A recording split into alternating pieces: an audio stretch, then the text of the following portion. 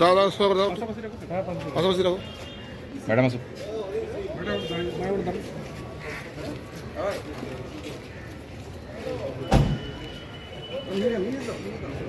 আসুন আসুন ঠিক আছে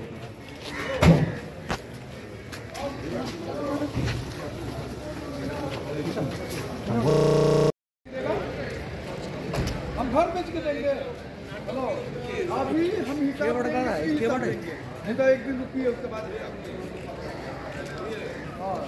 क्या रखिए हेलो उतना माथा में मत चढ़िए हेलो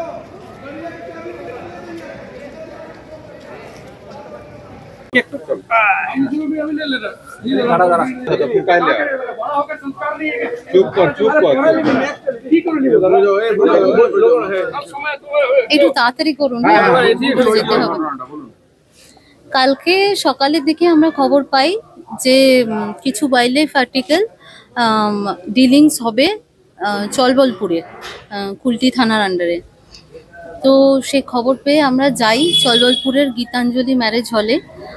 সেখান থেকে দুজন ব্যক্তিকে আমরা আটক করি।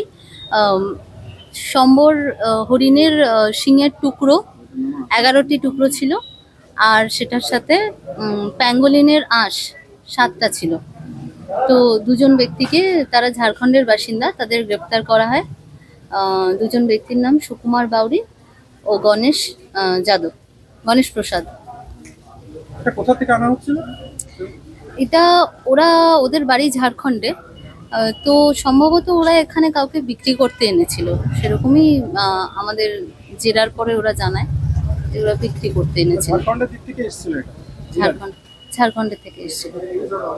এটা আনুমানিক দাম কি হতে পারে? দেখুন, ওয়াইল্ড লাইফ আর্টিকেল সবসময় অমূল্য। তো ফরেস্টের কাজ হচ্ছে কনজারভেশন করা ওয়াইল্ড অ্যানিমালসদের, ফরেস্টকে। আমরা এটার মূল্য নির্ধারণ কখনোই করি না। ওরা ঝাড়খণ্ডের বাসিন্দা, ওরা এখানে বিক্রি করার জন্য এনেছিল, এটুকু জানতে পেরেছি। কোথা থেকে কোথায় নিয়ে যাচ্ছিল সেটা জানতে পারিনি। সম্ভবত এখানে কোনো বায়ার পেয়েছিল, সেই জন্য এসেছিল। ম্যাডাম, পুরুলিয়াতে বাঘের পায়ের ছাপ দেখা যাচ্ছে। আমরা একদম পুরুলিয়া সংলগ্ন একটা মানে জেলা, তো দামোদর পেরিয়ে যদি বাঘ এইদিকে চলে আসে, আমাদের এদিকে বন দপ্তর কতটা তৈরি? দেখুন, বন দপ্তরকে সবসময় তৈরি থাকতে হয়। বাকি তো সিচুয়েশনের উপর নির্ভর করবে যে আসলে কতটা কি আমরা কিভাবে ব্যবস্থা নেব, তখন পরিস্থিতি বুঝে আমরা ব্যবস্থা নেব অবশ্যই। আপনার নাম? আমার নাম তমালিকা চন্দ, আমি range officer, Asansol territory range.